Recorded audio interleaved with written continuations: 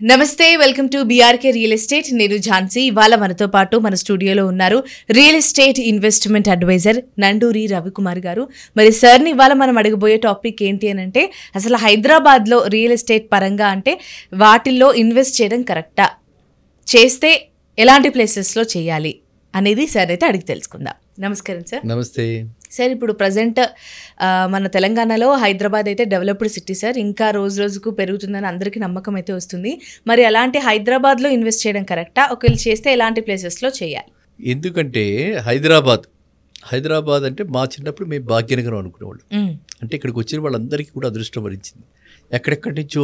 అవును సార్, అసలు ఎక్కడెక్కడి నుంచో అందరూ వచ్చి హైదరాబాద్లోనే మాక్సిమం సెటిల్ అయిపోతుంటారు. ఇప్పటికి కూడా అది ఆ ట్రెండ్ కంటిన్యూ అవుతుంది.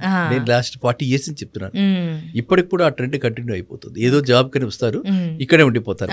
సో ఈ సాయిల్ లో ఆ అట్రాక్షన్ ఓకేనా, ఫస్ట్ థింగ్ మనం అది ఒప్పేసుకోవాలి. అండ్ నెంబర్ ఆఫ్ టైమ్స్ మీరైతే క్లైమేట్ గురించి కూడా చెప్పారు. అవును సార్, అతిగా ఏది ఉండదు, అన్ని కొంచెం ఒక మోడరేట్ గా మిడిల్ లో మధ్యస్థంగా ఉంటాయి. అండ్ ఈవినింగ్ అయ్యేటప్పటికి చల్లబడతాయి. అది ఇంకొక యూనిక్ ఫీచర్. మన సాయంత్రం అయ్యేటప్పటికి బెంగళూరు అయిపోతాం అనమాట, హైదరాబాద్. సో ఇప్పుడు ఎలా ఉంటే హైదరాబాద్ ఇన్వెస్ట్మెంట్ కి మంచి, ఎందుకంటే ఇది కరెక్ట్ అయిన తరుణం అనిపిస్తుంది నాకు ఇప్పుడే సార్, ఈ ఎగ్జాక్ట్ ఈ టైంలో. ఎందుకంటే రేవంత్ రెడ్డి గారు క్రెడై మీటింగ్ లో ఇవాళ మాట్లాడుతూ regional ring road and regional ring rail, మనం రీజనల్ రింగ్ ట్రైన్ అని కూడా అనుకోవచ్చు.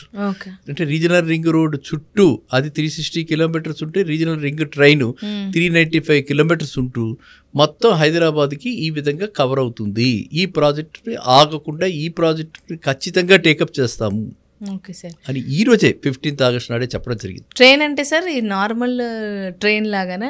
ఎస్, నార్మల్ ట్రైన్ లాగానే. వీటికి ఏంటంటే ఒక దగ్గర ఎక్కడో ఒక మనకి మెట్రో phase 2 ఉంది కదా. మెట్రో phase 2 కొన్ని పాయింట్స్ టచ్ చేస్తుంది. ఈ పాయింట్స్ టచ్ చేసి, ఇప్పుడు సపోజ్ శ్రీశైల హైవే మీద కందుకూరు టచ్ చేస్తుంది. ఈ కందుకూరు దగ్గరికే అది కూడా టచ్ అవుతుంది మన రీజనల్ రింగ్ ట్రైన్. ఆ విధంగా టచ్ అయ్యి మనకి వేరియస్ విలేజెస్ నుంచి మనం వచ్చేటువంటి వెజిటబుల్స్ కానీ, ట్రాన్స్పోర్ట్ కానీ, అన్ని మనుషులకు కూడా అందులో నుంచి అంటే రీజనల్ రింగ్ రోడ్ నుంచి దీనిలోకి మెట్రోలోకి వస్తారు. మెట్రో అంటే హైదరాబాద్ మెట్రో కింద లెక్క. రీజనల్ రింగ్ ట్రైన్ అంటే మొత్తం 360 kilometers హైదరాబాదే కాకుండా 7 districts కవర్ చేస్తుంది. It is touching 7 districts. ఈ 7 districts నుంచి కూడా ట్రాఫిక్ ఈజీ అయిపోతుంది మనకి. మనం ఎక్కడెక్కడ ఏ పాయింట్లలో టచ్ చేస్తుందో ఆ టచ్ చేసే పాయింట్లు అంతటా కూడా రేట్లు పెరిగే అవకాశం చాలా ఎక్కువగా. ఈ ట్రైన్స్ కూడా ఏది సార్, ఈ మామూలుగా నార్మల్ ట్రైన్స్ లాగా ఉంటాయా, మెట్రో ట్రైన్ లాగా ఉంటుంది? Metro train. It will be like metro train. అంటే ఏపీలో అది సూపర్ ఎక్స్ప్రెస్ లాగా, కైండ్ ఆఫ్ సూపర్ ఎక్స్ప్రెస్ కాకపోయినా దాని కైండ్ ఆఫ్ ట్రైన్స్. ట్రైన్ అంటే మనకి ఇప్పుడు ఫాస్ట్ మూవింగ్, ఫాస్ట్ వెళ్ళిపోయేలాగా ఆ ట్రైన్ ప్లాన్ చేస్తున్నారు. అది ప్లస్ మన రీజనల్ రింగ్ రోడ్. మన రీజనల్ రింగ్ రోడ్ షాద్ నగర్ మీద నుంచి ఇట్లా టచ్ చేసుకుంటూ మన చాలా ప్లేసెస్ అన్ని తిరిగి వస్తుంది, అన్ని వైపులా పెడుతుంది. కాబట్టి దట్స్ ది బ్యూటీ ఆఫ్, అంటే going to be the beauty of Hyderabad అన్నమాట.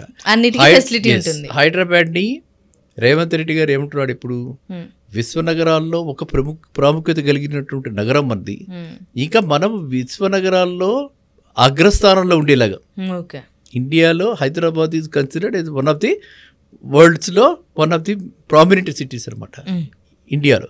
ఇప్పుడు మనకి ఈయన ఇంకా నెక్స్ట్ స్టేజ్కి జపనీస్ కంటే కూడా, మిగతా అన్ని కంట్రీస్లో ఉన్నటువంటి పెద్ద పెద్ద నగరాలన్నిటికంటే కూడా మనది సింగపూర్ కంటే కూడా, సింగపూర్ కంటే కూడా తీర్చిదిద్ది అలాంటి ప్లాన్డ్ రీజనల్ రింగ్ రోడ్డు, దానికి చుట్టూ రీజనల్ రింగ్ ట్రైన్ కూడా మనకి ఖచ్చితంగా వస్తాయని అని చెప్పారు. కాబట్టి ఇప్పుడు ఏ ప్లేసెస్లో అయితే ఇవి వస్తున్నాయో ఆ ప్లేసెస్ దగ్గర గనక, అంటే మనం ఎఫర్ట్ చేయలేకపోతున్నాం కదా.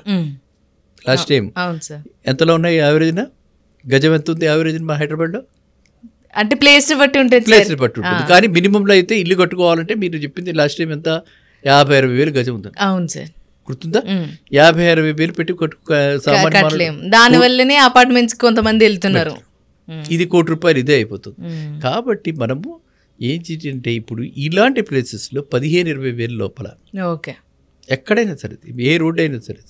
ఇప్పుడు మనం మేడ్చల్ దాటి అవతల గజ్వెల్ దగ్గర దాకా కొనుక్కున్నా కూడా అక్కడ కూడా ఇలాంటివి చక్కటి కనెక్టివిటీ ఇలా వచ్చేస్తుంది. మీరు చెప్పినట్టు ఇప్పుడు కొంటేనే బెటర్ సార్, ఎందుకంటే అవి కరెక్ట్ వచ్చేసినాయంటే అమాంతం పెరిగిపోతాయి, మళ్ళీ అవి అందుబాటులో ఉండవు, మళ్ళీ మీరు ఇంకా లోపలికి వెళ్ళాలి, మళ్ళీ ఇదే మాట అంటారు మీరు, మళ్ళీ అపార్ట్మెంట్కి వెళ్ళాల్సి వచ్చింది, నా కోరిక తీరలేదు, ఇండిపెండెంట్ హౌస్ లేదు, ఇదే గొడవ. కాబట్టి ఇప్పుడు కొనుక్కుంటే 15-20 వేల లోపల బ్యూటిఫుల్, అంటే అన్ని అప్రూవల్స్ తోటి ఉన్నవి కొనుక్కోవాలి. మనం ప్రతిసారి అదే చెప్తున్నాం, మన వ్యూయర్స్ కూడా అడుగుతున్నారు పదే, అన్ని అప్రూవల్స్ ఉన్నవి, ఎటువంటి సందేహం ఉన్నా మనల్ని కాంటాక్ట్ చేయమంటున్నాం, కామెంట్ రూపంలో పెట్టమంటున్నాం. కామెంట్స్ కొన్ని వచ్చాయి, మనం లాస్ట్ మళ్ళీ మనకి కూడా చెప్పుకోవచ్చు. సో ఏంటంటే ఈ ప్రాంతాలన్నింటిలో ఇప్పుడు పెట్టుకోవడానికి ఇది సరైన సమయం.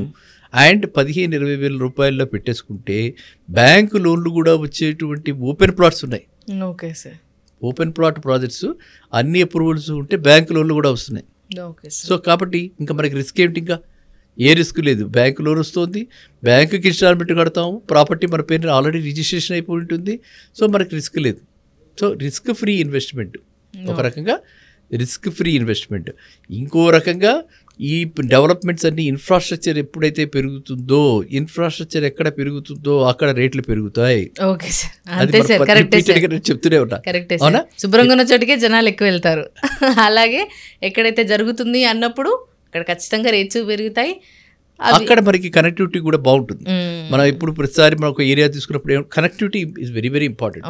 ఇన్ఫ్రాస్ట్రక్చర్ కనెక్టివిటీ ఉన్నప్పుడు నెక్స్ట్ ఎంప్లాయ్మెంట్ కనుక అక్కడ ఆటోమేటిక్గా జనరేట్ అవుతుంది. ఏదైనా ఒక యాక్టివిటీ ఉంటే ఆ చుట్టుపక్కల 10 మంది ఉన్న దగ్గర ఏదో ఒక చిన్న కిరాణా షాప్ వస్తుంది, 10 మంది ఉన్న దగ్గర ఒక వెజిటబుల్ వెండర్ వస్తాడు, అలా జ్యూస్ షాప్, అలా రకరకాల యాక్టివిటీస్ వచ్చేస్తాయి కదా.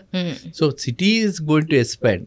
ఇప్పుడు మనకున్న సిటీ రాబోయే కాలంలో, అంటే ఈ 5 ఏళ్లలో ఎస్టిమేటెడ్ ఈ మినిమం ఈ సిటీ ఎక్స్పాన్షన్ 75 కిలోమీటర్స్ దాకా పడిపోతుంది. Okay sir.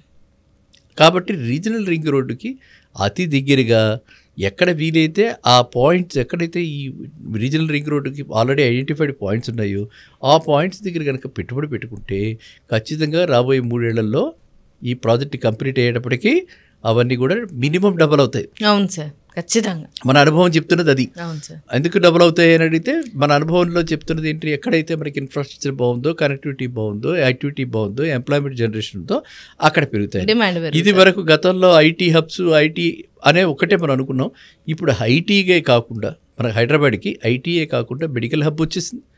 ఇప్పుడు ఈ ప్లేసెస్ అన్నింటిలో కూడా మనం ఆ విధంగా ఆయన ఫార్మా హబ్ని విడదీసి, ఫార్మా సిటీని విడదీసి హబ్బుల్లాగా ఈ స్పాట్స్లో రీజనల్ రింగ్ రోడ్డుకి ఇటు ఫార్మా అటువైపు టౌన్షిప్, ఇటు ఫార్మా అటు టౌన్షిప్, రెండు ఒకవైపు ఉండవు.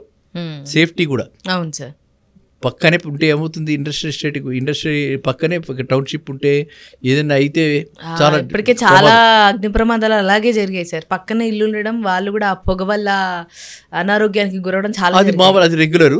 అదే కాకుండా ఎప్పుడైనా సడన్ గా అనుకోకుండా ఏదైనా జరిగితే ప్రాణాపాయం, బ్లాస్ట్, అక్కడికక్కడే యాక్సిడెంటల్. సో ఆ విధంగా రెండు రకాలుగా మనం చూస్తే కూడా ఈ ఆలోచన, రీజనల్ రింగ్ రోడ్డు ఆలోచన ఈ విధంగా స్ప్రెడ్ అవుట్ చేయటం, రిస్క్ స్ప్రెడ్ చేయడం అనమాట. ఒకే దగ్గర ఉంటే అన్నీ ఇది కూడా అయిపోవచ్చు ఒకేసారి. ఒకళ్ళ పొరపాటికి 10 మంది ఇది అవ్వచ్చు ఫార్మాసిటీ కనుక ఆ విధంగా ఉంటుంది. ఇప్పుడు అలా కాకుండా ఇలా చేయటం కూడా చాలా మంచిది. ఇప్పుడు మనం అనుకున్న టౌన్షిప్లు ఇలా డెవలప్ చేయబోతున్నారు కాబట్టి, ప్లస్ ఈ గవర్నమెంట్ వాళ్ళు అఫోర్డబుల్ హౌసింగ్ నేమ్తో they are going to build construct houses. అందరికీ కూడా ఇండిపెండెంట్ హౌసెస్ ఒక కలగా అయిపోయింది. వీళ్ళు ఏంటంటే ఒక 30-40 lakhs లోపలే ఇండిపెండెంట్ హౌస్, నాట్ అపార్ట్మెంట్. 30-40 lakhsలో independent house regional ring road చుట్టుపక్కల. పాతకాలంలో మేమంతా చూసింది, మీకు పాపం హౌసింగ్ బోర్డు ఇల్లు అంటే తెలియదు, మేమంతా చూసిన హౌసింగ్ బోర్డు ఇల్లు, Moula Ali housing board, Kukkadapalli housing board, ఈ తర్వాత మన బాగంబరపేట వీటిలో అంతా కూడా హౌసింగ్ బోర్డు, లింగపల్లిలో హౌసింగ్ బోర్డు, తర్వాత మీకు అటువైపు ఎన్జిఓస్కి కాలనీ కట్టారు, వనస్థలిపురంలో ఎన్జిఓస్ కాలనీ. ఇవన్నీ కూడా చాలా చక్కగా అఫోర్డబుల్గా ఆ రోజుల్లో ఉన్నాయి కాబట్టి షెల్టర్ దొరికింది.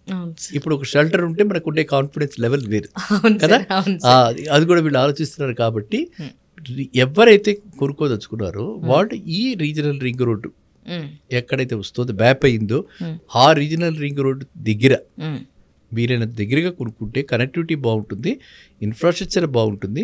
ఇది ఇప్పుడు ఖచ్చితంగా మనం ఆయన యొక్క బాడీ లాంగ్వేజ్ని బట్టి రేవంత్ రెడ్డి గారి స్పీచ్ విన్నాక నాకు కూడా పూర్తిగా ధీమా వచ్చింది. ఖచ్చితంగా ఇది రాబోతోంది, ఖచ్చితంగా మనము we are going to see witness a different level of fourth city different లెవెల్లో ఉంటుంది.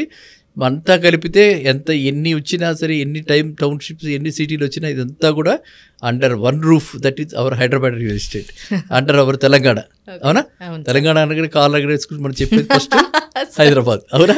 సో కాబట్టి ఇవన్నీ కూడా మనకి చాలా చక్కటి రాబోతుంది. కాబట్టి ఇప్పుడే మనము వీలైన తొందరగా అందరూ కూడా ఎవరైతే ఇన్వెస్ట్ చేయదలుచుకున్నారో వాళ్ళు కానీ, ఎవరైతే కొనుక్కుని ఫస్ట్ హోమ్ బయ్యర్గా ఉందాం అనుకుంటున్నారో వాళ్ళు కానీ ఇలాంటి ప్లేసెస్లో కొనుక్కుంటే వాళ్ళంతా కూడా లబ్ధిదారులు అవుతారు. వెదర్ ఇట్ ఈజ్ విజయవాడ హైవేలో మనం వెళ్ళి చౌటుప్పల్ దగ్గర ఉంది రీజనల్ రింగ్ రోడ్, ఆ టచ్ పాయింట్, అక్కడ దాకా కొనుక్కున్న పర్వాలా. ఎందుకంటే అక్కడి నుంచి చాలా ఒక 15-20 మినిట్స్లో మీరు ఎక్కడికి వచ్చేసి హాయత్నగర్ వస్తారు. హాయత్నగర్ సిటీలో వచ్చేసినట్టేగా. అవును సార్, మెట్రో వస్తే ఇంకా మొత్తం వచ్చేసినట్టే, అంతే కదా.